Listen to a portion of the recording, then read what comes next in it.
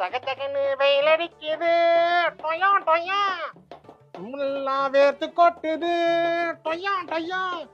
வித்யாவில் போய் நாம ஏசி வாங்கலாம், டொயா. பிசிஎம்எல் போய் தானே வாங்கலாமே, டொயா டொயா.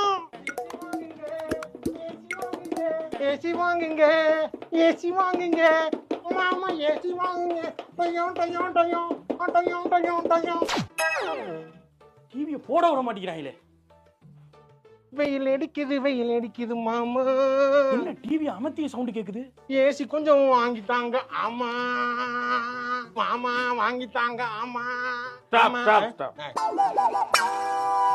ஏசி வாங்கி ஆகணுமா?